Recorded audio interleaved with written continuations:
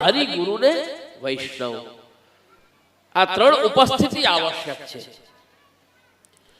હરિના સ્થાને શ્રીનાથજીના ચિત્રજી, ગુરુના સ્થાને ગુરુ સ્વયં પોતે અથવા એમના ચિત્રજી, અને વૈષ્ણવના સ્થાને ભલે 4000 વૈષ્ણવ, 400 વૈષ્ણવ કે 4 વૈષ્ણવ, પણ એ વૈષ્ણવને બોલાવી બેસાડી અને ભગવત ગુણગાન, ભગવત સંકીર્તન થાય.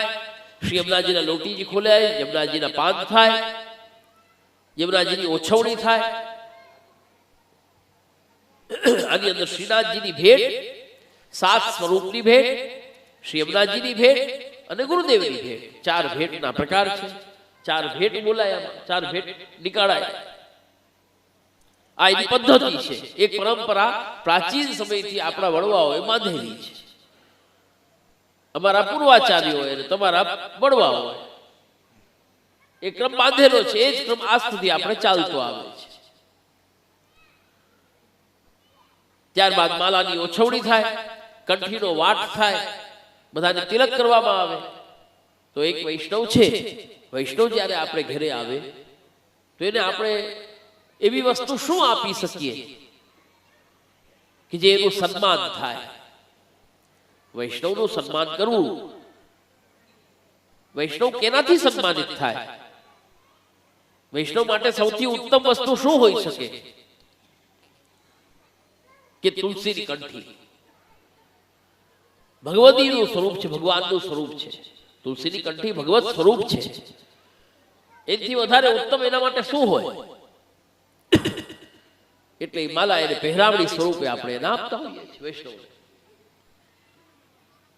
ઈ તો માલા પહેરાવડી છે, બીજું શું છે? તમારા લગ્ન હોય, લગ્ન પ્રસંગ હોય, એની અંદર તમારે લૌકિક જે સંબંધીઓ બધા આવે, શું એ બધા એમને વયા જાય? જે દીકરી તરફના જે કઈ આવ્યા હોય અથવા દીકરા તરફના જે કોઈ આવ્યા હોય, તમારી દીકરી હોય અને સામે દીકરા વાળા હોય, એને બધાને કઈક કઈક આપવું પડે કે નહીં? દીકરાના બાપને, દીકરાની માને, દીકરાની ફૂઈને, એના ફુવાને બધાને આપવું પડે ને. અમારામાં તો આપવું પડે, તમારામાં ખબર નહીં અમને. એક વ્યવહાર હોય, એમાં આપવું પડે. ભલે કંઈક પણ આપો, કવર આપો, પણ આપવું પડે. તો એ લૌકિક છે, તો એમાં રૂપિયાથી ચાલે કામ. એમાં રૂપિયા અપાય, કપડા અપાય, ઘરેણા અપાય. પણ વૈષ્ણવ માટે રૂપિયા, કપડા, ઘરેણા તો બહુ સામાન્ય વસ્તુ કહેવાય, તુચ્છ વસ્તુ છે, એનો કોઈ મોલ નથી. પણ વૈષ્ણવ માટે સૌથી મોટી વસ્તુ શું? કે કંઠી, ભગવત સ્વરૂપ. નાનામાં નાનો માણસ પણ આપી શકે. વસ્તુ એવી કે જેની તુલના ન થાય, પણ એમ સાવ સસ્તી કે નાનામાં નાનો માણસ પણ આપી શકે.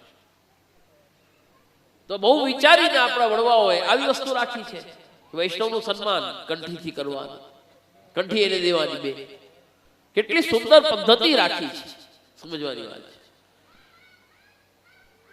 અને જે જીવ લીલામાં પહોંચ્યો છે, કોના થકી પહોંચ્યો છે? ગુરુદેવની કૃપા થકી. જીવ લીલામાં પહોંચે છે, કોના થકી પહોંચે છે? બ્રહ્મ સંબંધ થયો તઈ જીવ પહોંચ્યો ને લીલામાં. જો બ્રહ્મ સંબંધ ન થયો હોત તો લીલામાં જીવ થોડી પહોંચે. બ્રહ્મ સંબંધ થવાથી તો જીવ લીલામાં પહોંચે છે. તો ગુરુદેવનો સંબંધ છે, ગુરુદેવની કૃપાથી જીવ પહોંચે છે લીલામાં. એટલે ગુરુદેવની ભેટ થાય. એ મનોરથની અંદર જ્યારે આપણે વૈષ્ણવ ભેગા થાય, બધા ગુરુદેવની ભેટ કરે. આ એની પદ્ધતિ છે, આ એનો ક્રમ છે. પણ પછી પરિસ્થિતિ આજે એવી થઈ ગઈ કે જે મનમાં આવે બધા એમાં ધીરે ધીરે ધીરે ધીરે ફેરફાર કરવા લાગે. કોકને કાંઈક ઠીક લાગે, કોકને કાંઈક ઠીક લાગે. જેમ જેને ગમે એમ કરવા લાગે. હવે પરિસ્થિતિ આ થઈ ગઈ, ઓલા મરજાદીના અંતે બધા હોય, એમને પણ ઓલા ધોતિયા ને ઉપેણા ને કોઈને સાલ ને પછી કોઈ ડબરા ને મનમાં આવે એમ બધું દેવા લાગે. આ બધું લૌકિકતા વધે આનાથી, બીજું કઈ નહીં. આ બધી લૌકિકતા છે. વૈષ્ણવ માટે કંઠીથી ઉત્તમ કઈ છે? પણ આ બધી વસ્તુ હોય એટલે લૌકિકતા વધારે. એમ જ ગુરુદેવની ભેટની જગ્યાએ આજે પરિસ્થિતિ આ થઈ ગઈ ઘણા ગામોમાં કે ગાયોની ભેટ બોલી હતી કે બધા હામટા ભેગા થયા, હાલો ગાયોની ભેટ કરો. અરે હામટા ભેગા થયા તો કઈ ગાયોની ભેટ, જે આયોજન જેના હિસાબે છે આપણે એ વિચાર કરવો પડે. કોઈ પણ વસ્તુની અંદર દે ધનાધન ન ચાલે. આપણે જેમ મનમાં આવે એમ આપણે કરી દઈએ એમ ન ચાલે. હામટા તો લગ્નમાં ભેગા થાય, એમાં ગાયોની ભેટ કરીએ કેમ ના કરી? દીકરીને કરિયાવર કર્યું હોય એ આપણે માઇકમાં બોલીએ છીએ કે દીકરીનું કરિયાવર બધું ગાયોને આપી દઉં છું. કેમ ભાઈ? કરવું જોઈએ ને. એ કેમ નથી કરતા? ના હોય, એના ઉપર તો દીકરીનો જ અધિકાર હોય. એ તો આપણે એમાં કઈ ન કરાય. તો આમાં ગુરુ ભેટ થાય એ ગાયોને દઈ દેવાય, એ આપણો અધિકાર કહેવાય? સમજવાની વસ્તુ છે આની અંદર, બહુ ધ્યાન દેવાની વસ્તુ છે. તમે ગાયો માટે ભેટ 50 વાર કરો, એની કોઈ ના નથી. તમારી મનમાં આવે ત્યારે ભેટ કરો, પણ કયા આયોજનથી તમે કરી રહ્યા છો એ મહત્વની વાત છે. માલા પેનામણી એમાં ગાય સાથે કોઈ સંબંધ નથી, એમાં ગુરુદેવનો સંબંધ છે. ત્યારે જીવ લીલામાં પહોંચ્યો છે, ગુરુદેવની કૃપાથી જીવ લીલામાં પહોંચ્યો છે, એટલે બધા વૈષ્ણવ ગુરુની ભેટ કરે છે. બીજું કોઈ કારણ નથી. એની અંદર તમે બીજી ત્રીજી ના કરી શકો. પછી તો હવે તો આ સ્થિતિ થઈ છે, ઘણા લોકો તો ગાયોની ભેટ તો એક બાજુ રહી, સમાજની ભેટ ચાલુ કરી છે. અમુક જગ્યાએ તો એવી બુદ્ધિ ભ્રષ્ટ થઈ છે લોકોની, સમાજની ભેટ કરે, પટેલ સમાજ ઉભો કરે. વિચાર તો કરો, જીવ ક્યાં છૂટશે? જો ગુરુની ભેટ લઈને સમાજ બનાવી દો તમે. ગોકુલનાથજી શું આજ્ઞા કરે ખબર?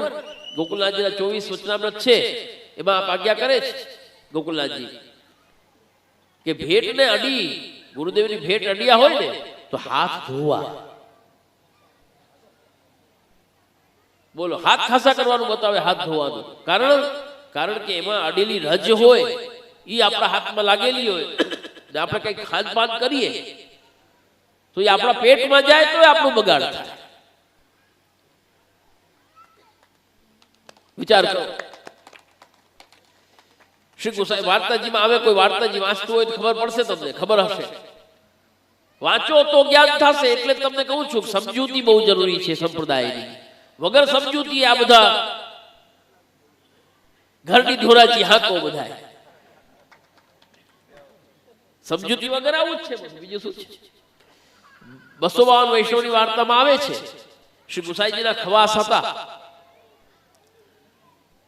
અને એમણે જોયું શ્રી ગુસાઈજીને. ત્યાં તો ભાઈ આપ તો શ્રી ગુસાઈજીનું સ્વરૂપ તો પુરુષોત્તમનું સ્વરૂપ છે, ભગવાન છે. ભગવાન હોય ત્યાં લક્ષ્મી તો હોય જ ને. એમાં બીજી વાત ક્યાં? આપને થોડા ઘરેણા તે હતું થોડું, તો એમને મનમાં આવ્યું ભાઈ ગુસાઈજી પાસે તો ઘણું છે, થોડુંક હું લઈ લઈશ તો એમાં શું ફરક પડી જશે. થોડા ઘણા ઘરેણા હતા, એ પોટલી બાંધી ને હાલતા થયા આગળ ગયા તો ઠોકર લાગીને પડ્યા તો થયું એવું કે મોઢું ખુલી ગયું. મોઢું ખુલ્યું ને પવન આવ્યો, પવન ચાલ્યો તો રજની રજ છે ઉડી ને મોઢામાં પડી. જેમ રજની રજ મોઢામાં પડી, પડતા વેત એમને તરત જ્ઞાન થઈ ગયું. અરે મેં આવું કાર્ય શું એવું કૃત્ય કર્યું? વૈષ્ણવ થઈને મેં ગુસાઈજીનું દ્રવ્ય લીધું. આવી ભૂલ કેમ થઈ ગઈ મારા? તરત ઉભા થઈને પાછા વળી શ્રી ગુસાઈજીને સન્મુખ પધરાવી, દંડવત કરી, નાક ઘસી દંડવત કરી, ક્ષમા માંગી અને વિનંતી કરી, કૃપાનાથ આવું કેમ થયું મારી સાથે? મારી બુદ્ધિ આવી કેમ થઈ કે મેં આવું કૃત્ય કર્યું?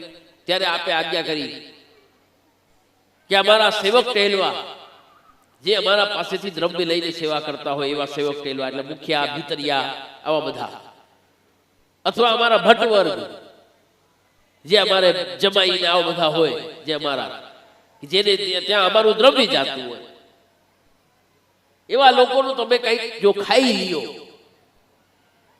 તો તમારી બુદ્ધિ ભ્રષ્ટ થઈ જાય.